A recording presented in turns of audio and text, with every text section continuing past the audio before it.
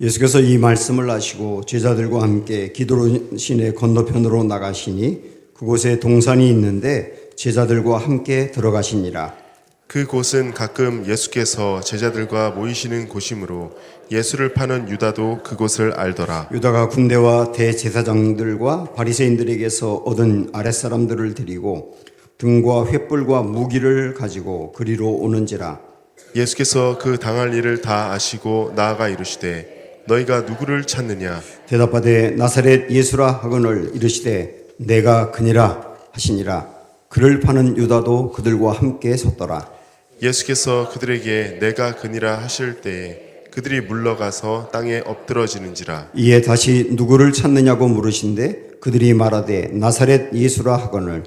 예수께서 대답하시되 너희에게 내가 그니라 하였으니 나를 찾거든 이 사람들이 가는 것은 용납하라 하시니 이는 아버지께서 내게 주신 자 중에서 하나도 잃지 아니하였사옵나이다 하신 말씀을 응하게 하려 함이로라. 이에 시몬 베드로가 칼을 가졌는데 그것을 빼어 대제사장의 종을 쳐서 오른편 귀를 베어버리니 그 종의 이름은 말고라. 같이 읽습니다. 예수께서 베드로더러 이르시되 칼을 칼집에 꽂으라.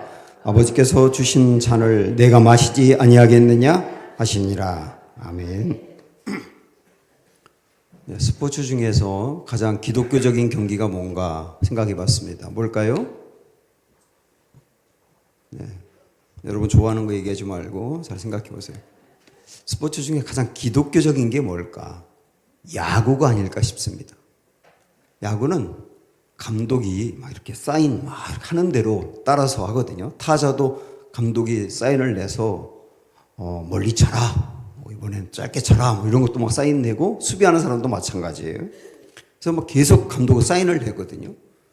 옛날에 처음에 이제 야구가 TV로 중계될 때 우리 아버지가 그 야구를 보다가 계속 감독이 사인하니까 야, 야구 감독은 왜 다 천주교회만 믿냐 이렇게 말씀하신 적이 있어요. 천주교회가 이렇게 기도하지 않습니까? 이게 꼭 감독 사인 내는 거와 똑같았나 봐요. 이 사인대로 움직일 때 승리할 수 있거든요. 또 하나 야구에는 희생 번트라는 게 있어요. 자기가 희생해서 한 베이스를 더 가게 하는 겁니다. 이런 경기가 세상 어디 있겠어요? 내가 죽어서 다른 사람, 우리 팀이 잘 되게 하는 거. 이게 희생 번트인데 희생 번트를 꼭 대야 될 때 희생 번트를 대해서 한 베이스를 더 가게 함으로 이기는 경기가 있고요. 대야 되는 순간에 희생 번트에 실패해가지고 지는 경기도 있어요. 희생이 중요한 거죠. 희생 플라이도 있습니다. 희생 플라이는 3루에 우리 선수가 있다. 그럴 때 멀리 쳐가지고 잡히고 자기는 죽지만 그 3루에 있는 선수는 들어오기 위해서 한 점을 먹는 거거든요. 이게 희생 플라이라고 하는 건데 역시 그런 경기 별로 많지 않아요. 그래서 일부러 내가 죽더라도 한 점을 내게 하겠다고 멀리 높이 치거든요. 그래서 우리 팀이 이기는 겁니다. 이걸 가만히 생각하니까 기독교 신앙이라고 하는 게 야구와 같구나라고 하는 생각이 들 때가 많습니다. 하나님의 사인이라고 하는 게 우리에게 늘 있는데 이 하나님의 사인대로 우리가 살아가는 게 신앙인 것이고 하나님의 사인 중에 때로는 희생하라고 할 때가 있단 말이에요. 그 희생하라는 대로 나아갈 때 다른 사람이 사는 것이죠. 이게 기독교라고 하는 겁니다. 오늘 우리는 이걸 한번 생각을 하면서 희생이라고 하는 굉장히 중요한 가치, 이게 얼마나 놀라운 것인지 오늘의 말씀을 통해서 살펴보려고 합니다. 우리 요한복음은 드디어 이제 마지막 대목까지 왔거든요. 18장부터 21장까지 마지막 파트인데 한마디로 말씀드리면 예수님의 십자가와 부활에 대해서 소개합니다. 그중에서 오늘은 첫 번째 대목으로 예수님이 체포되는 과정을 보려고 합니다. 우리 1절, 2절 먼저 볼까요? 예수께서 이 말씀을 하시고 제자들과 함께 기드론 시내 건너편으로 나가시니 그곳에 동산이 있는데 이 동산은 감람산을 말하는 겁니다. 제자들과 함께 들어가시니라. 그곳은 가끔 예수께서 제자들과 모이시는 곳이므로 예수를 파는 유다도 그곳을 알더라 그랬습니다. 예루살렘 성 안에 계시던 예수님이 성을 나와가지고 이제 기드론 시내라고 하는 시내를 건너는데요. 그러니까 성과 감람산 사이에 기드론 시내가 있거든요. 예전에 물이 좀 있었던 것 같은데 요즘은 거기 가보면 뭐 실개천도 안 될 정도로 물이 거의 없어요. 근데 거기를 이렇게 예수님이 건너서 동산으로 가시는데 그 동산이 감람산입니다. 감람산도 동산이라고 할 정도로 야트막한 산이거든요. 거기에 예수님은 예루살렘에 오실 때마다 그 감람산에 가셨다 이렇게 나오고요.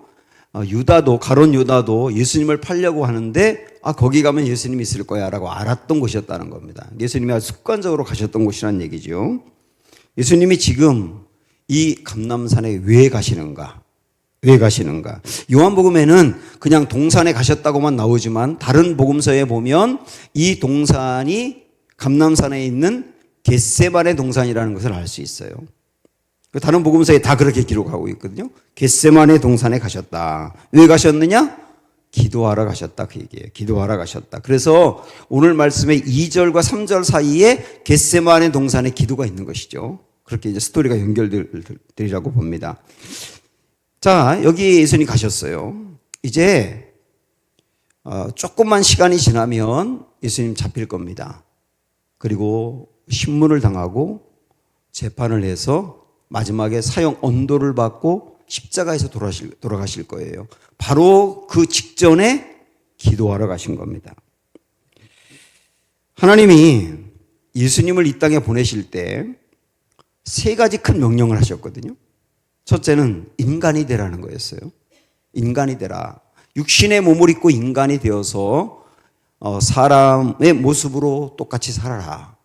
그래서 우리 예수님은 하나님이신데 인간이 되어서 육신의 몸을 입고 사람들이 당하는 모든 고통과 아픔을 다 겪으면서 사셨어요.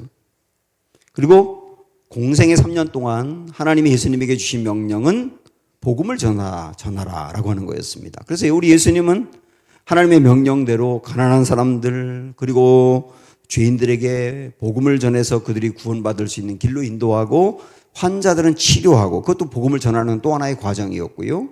그래서 사방으로 다니면서 말씀을 전하셨거든요. 자, 이 두 가지 명령을 우리 예수님은 완벽하게 이루셨습니다.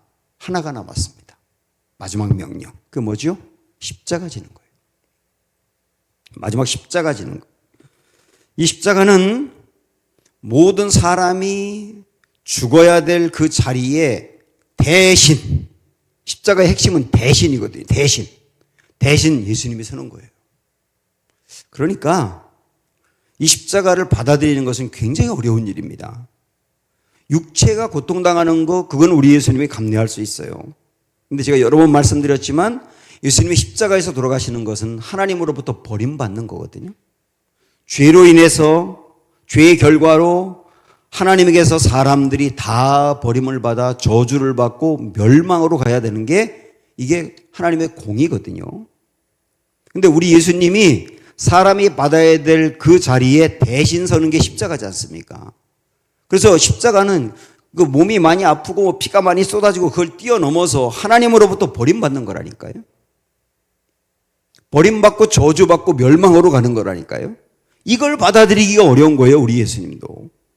그래서 하나님은 이걸 원하는데 예수님은 받아들이기 힘들어요. 그러니까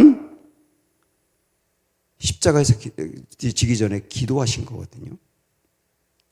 받아들이긴 어려워요. 피하고 싶어요. 그런데 하나님의 뜻은 그 십자가를 지는 거예요. 이거를 오늘 말씀 11절에서 뭐라고 표현하고 있냐면 아버지께서 내게 주신 잔 이렇게 표현합니다. 아버지께서 내게 주신 잔. 아버지가 내게 하라는 뭐 임무 이런 식으로 표현하지 않고 잔이라 그랬어요. 잔은 여기서 말하는 잔은 신약 성경에서 그렇게 표현할 때가 많지만 쓴 잔을 말하는 겁니다. 쓴 잔, 고배죠, 고배. 그거 마시면 죽는 거예요. 죽음의 잔, 저주의 잔, 고통의 잔. 그걸 마시라고 하나님이 하셨단 말이에요. 그러나 그걸 감당하기는 너무 어려운 거예요. 왜? 버림받는 거니까요. 그 둘 사이에서 주님은 너무 갈등하셨고 그래서 기도하러 가신 거예요. 그러다 보니까 우리 예수님의 기도가 어떠했느냐면 우리 누가복음 22장의 말씀으로 보시면 먼저 이렇게 기도하십니다. 이르시되 아버지여 만일 아버지의 뜻이거든 이 잔을 내게서 옮기시옵소서. 당연히 그렇게 기도하시는 거죠. 왜? 십자가 지는 건 버림받는 거니까 그거 지고 싶지 않으니까 이 잔을 내게서 옮기시옵소서. 그렇게 기도하신단 말이에요. 그런데 그 다음에 그러나 내 원대로 마시옵고 아버지의 원대로 되기를 원하나이다. 이 기도를 이어서 하시는 거예요. 왜? 이건 아버지가 내게 주신 잔이니까. 마시라고 준 잔이니까. 그러나 마시기 힘드니까 여기서 벗어나게 해달라. 바꿔달라. 그러나 마셔야 되는 거니까 내 뜻 말고 아버지 뜻대로 되기를 원합니다. 되기를 원한다라고 하는 말은 이걸 받아들일 수 있는 힘을 달라라고 하는 기도 아니겠어요? 이 기도가 보통 어려운 기도가 아니잖아요. 그러니까 예수님의 기도가 이랬다고 나오지 않습니까? 44절에 보면 예수께서 힘쓰고 애써 더욱 간절히 기도하시니 땀이 땅에 떨어지는 핏방울 같이 되더라. 힘쓰고 애써 더욱 간절히. 그리고 얼마나 이 표현 자체만 놓고 보더라도 우리 예수님이 진을 다 빼는 기도를 하셨을까요?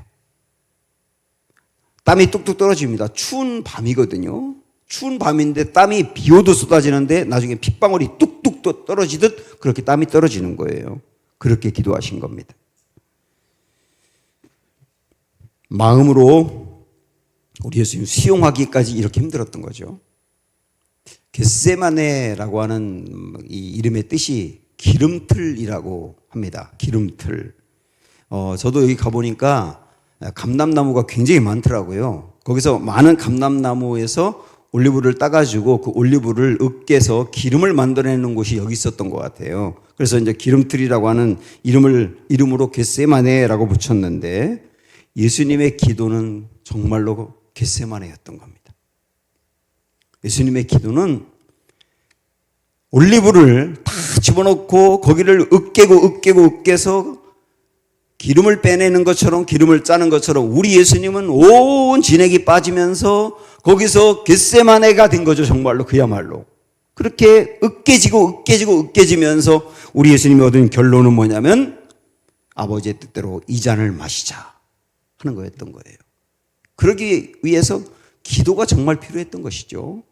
이러고 보면 기도라고 하는 것은 그걸 바꿔달라고 하는 기도 필요할 수 있어요. 감당하기 어려운 것을 바꿔달라는 기도 우리도 할 수 있어야 됩니다. 예수님도 하셨잖아요. 그게 하나님의 뜻이면 바꿔줄 겁니다. 그런데 그거를 감당해야 되는 잔이라고 한다면 우리 하나님은 기도할 때 그거를 감당할 힘을 주실 거예요. 이 기도를 통해서 이루어지거든요. 누구나 아버지께서 주신 쓴 잔이 있습니다. 여러분도 그거 있을 겁니다.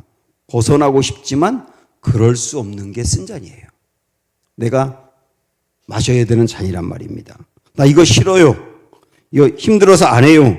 뭐 그렇게 그만두면 좋겠지만 그럴 수 없는 짐이 우리에게 있잖아요.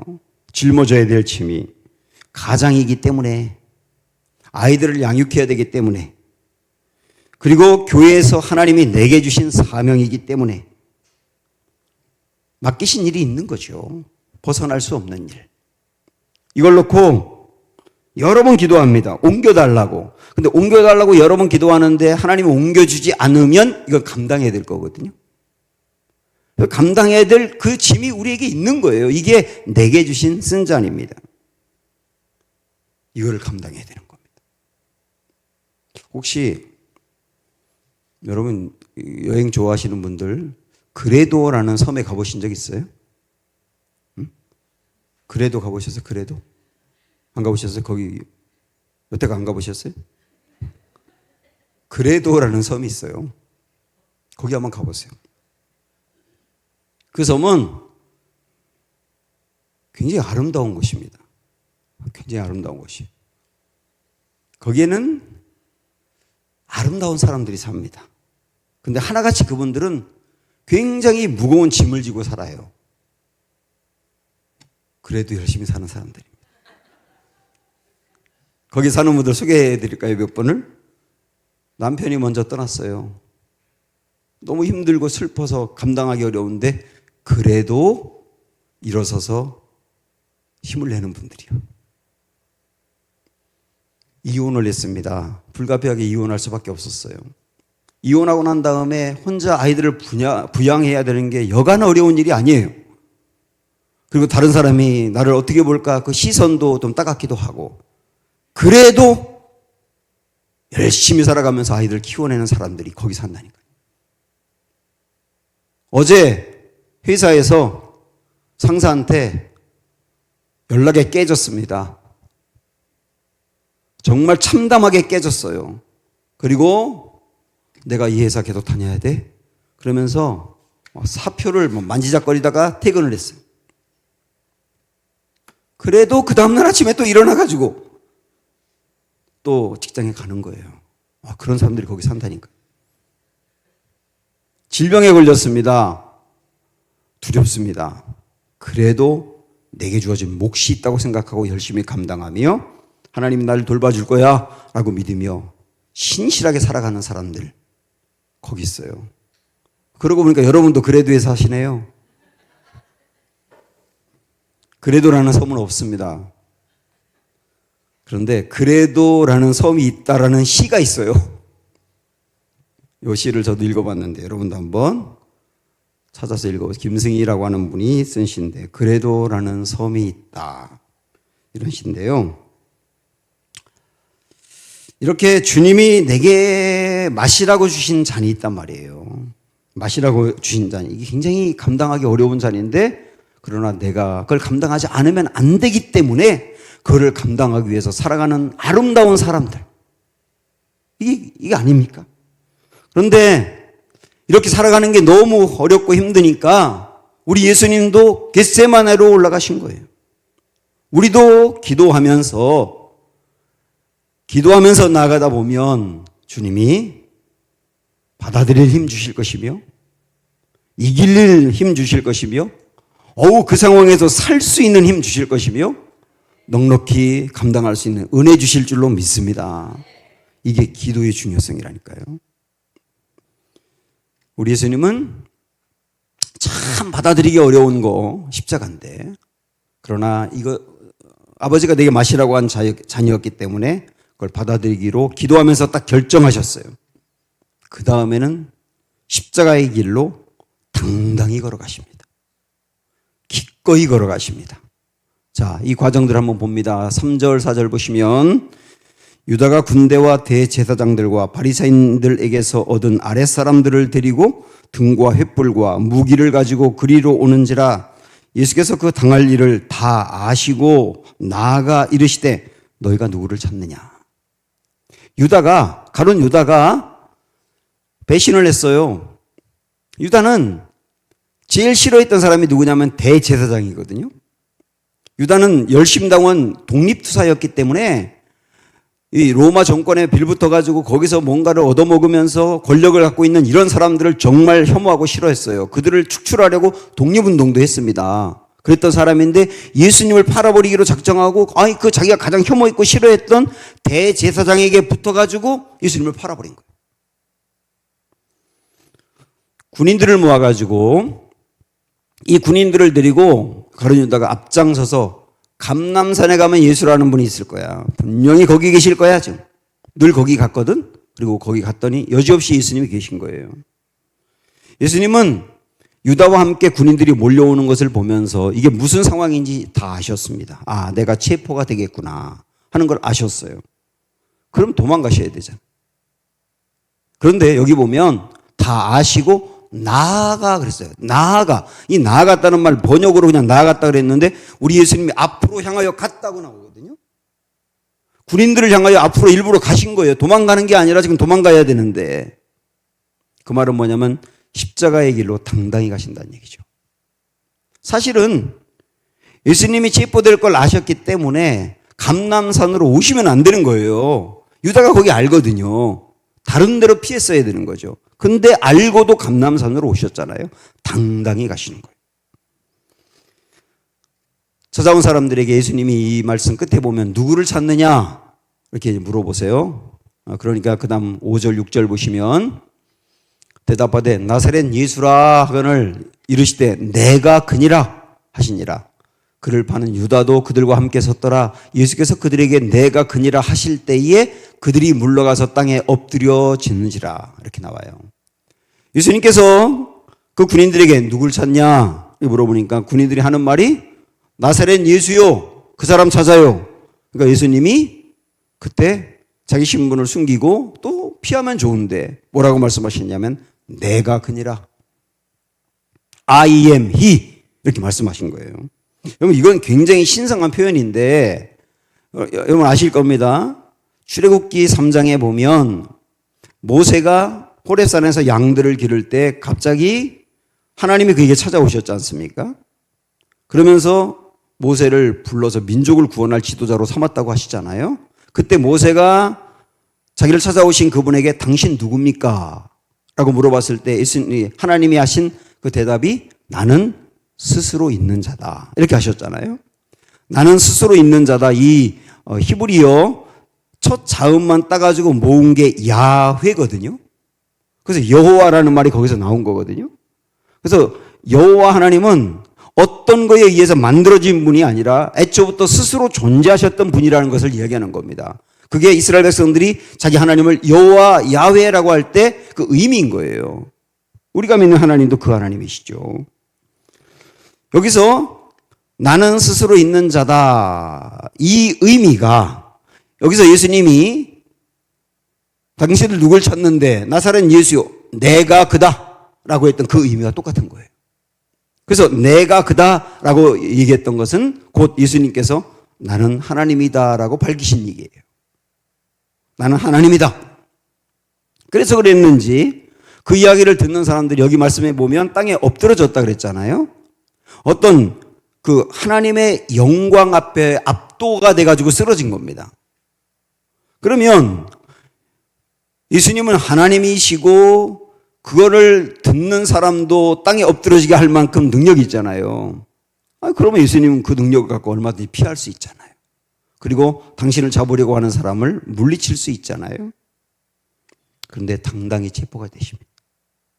그 다음 절에 보면 7절 8절에 이에 다시 누구를 찾느냐고 물으신데 그들이 말하되 나사렛 예수라 하거늘 예수께서 대답하시되 너희에게 내가 그니라 하였으니 나를 찾거든 이 사람들이 가는 것을 용납하라 하시니 이는 아버지께서 내게 주신 자 중에서 하나도 잃지 아니하여 싸움나이다 하신 말씀을 응하게 하려 함이로라.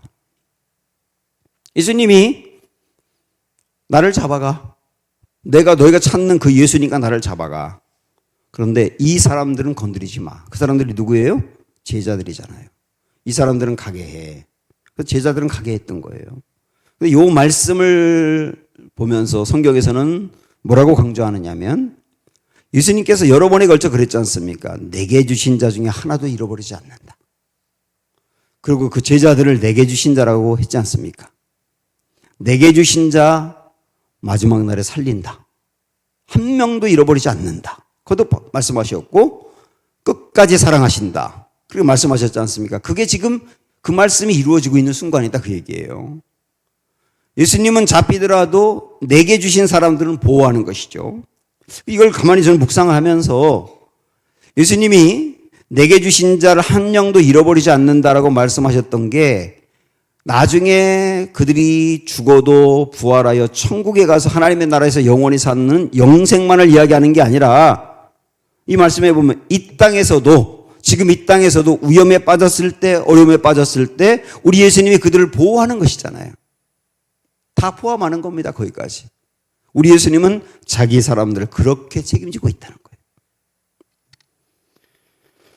자, 이 모든 것, 제가 지금까지 말씀드린 이 모든 것을 통해서 우리가 알 수 있는 분명한 것은 뭐냐면 예수님은 기꺼이 십자가의 길로 가셨다는 거예요. 당당하게 기꺼이 피하지 않고 십자가의 길로 가셨다는 겁니다.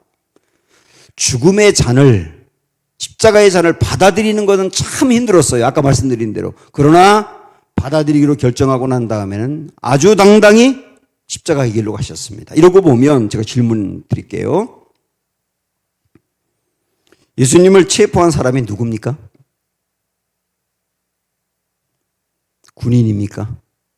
가룟유다입니까? 빌라도입니까? 아니에요. 엄밀히 따지면 예수님을 체포한 사람은 다름 아닌 예수님 자신입니다. 예수님을 죽인 자도 다른 사람이 아니라 예수님 자신이에요. 우리의 생명을 살리기 위해 당신의 목숨을 내어놓기로 작정한 다음에 스스로 몸을 던져서 체포되는 자리로 죽음의 자리로 가신 거예요. 여러분 이걸 기억하는 게 중요합니다. 우리가 앞에서 봤던 요한복음 10장 말씀에서도 예수님은 이런 말씀하셨거든요. 한번 보십시오. 11절에 보시면 나는 선한 목자라 선한 목자는 양들을 위하여 목숨을 버린다. 그렇게 말씀하면서 18절로 넘어가서 뭐라고 하셨느냐면 이를 내게서 빼앗는 자가 있는 것이 아니라 내가 스스로 버리노라. 스스로 버리노라. 나 살 수 있는 길이 있는데 그게 아니라 내가 십자가에서 죽는 게 아버지가 내게 주신 잔이고 그렇게 마셔야 모든 영혼을 살릴 수 있기 때문에 스스로 내 자신을 버리고 죽는다. 여러분 이렇게 말씀하시잖아요. 이 말씀을 이렇게 보면서 이런 음성이 우리에게 들리는 것 같습니다. 내가 억지로 마시는 것이 아니야. 너를 위해 기꺼이 마신다. 너를 살리기 위해서 한 방울도 남기지 않고 마시기를 원한다.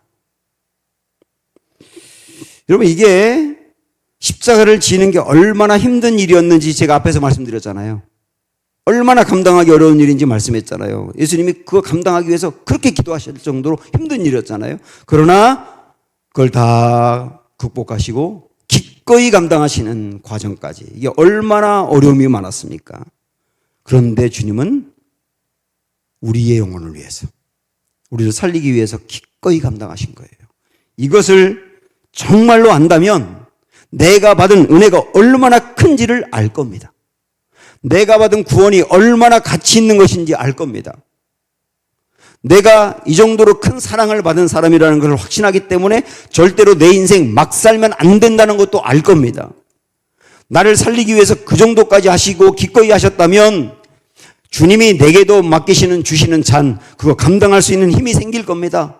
왜냐하면 그걸 감당하고 마심으로 말미암아 나를 살리게 되었으니 나도 그거 마시면 누군가 살겠구나 하는 생각이 들기 때문이에요.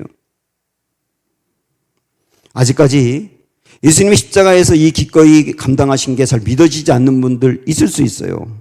다 과정이니까 그럴 수 있습니다. 그러나 이것만은 꼭 마음에 간직해 두세요. 예수님이 마시지 않았다면 내가 마셨어야 한다는 것. 예수님이 마시지 않았다면 그 잔 내가 마셨어야 한다는 것. 그 잔의 결과가 뭔지는 여러분 아실 거 아니에요. 그거 하나만 묵상을 해 보십시오. 예수님이 잡히시게 되자 체포하려고 하는 그 순간에 베드로가 칼을 빼서 휘두릅니다. 10절 보세요. 이에 시몬 베드로가 칼을 가졌는데 그것을 빼어 대제사장의 종을 쳐서 오른편 귀를 베어버리니 그 종의 이름은 말고라 그랬습니다. 베드로가 칼을 휘두른 겁니다. 아마 이전에 예수님 무슨 일이 있어도 제가 예수님 보호할 겁니다. 제 몸을 바쳐서라도 주님 지킬 겁니다라고 했던 약속을 어쩌면 지금 지키는지 몰라요. 물론 조금 있다가 다시 부인하긴 하지만요. 근데 베드로가 이렇게 칼을 휘둘러서 말고라고 하는 사람의 귀를 찔렀거든요. 베드로가 아마 칼 쓰는 게 어색해서 그랬지 능수능란하게 했더라면 이 사람 목이 날아갔을 거예요. 그걸 보고 우리 예수님께서 유명한 말씀을 하십니다. 11절. 자, 다 같이 보십시오. 시작. 예수께서 베드로더러 이르시되 칼을 칼집에 꽂으라. 아버지께서 주신 잔을 내가 마시지 아니하겠느냐 하시니라.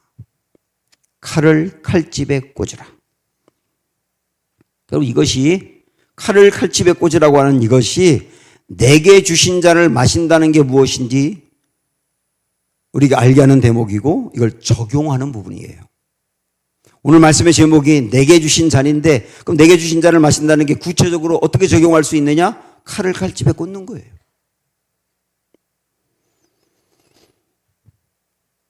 칼이 뭡니까?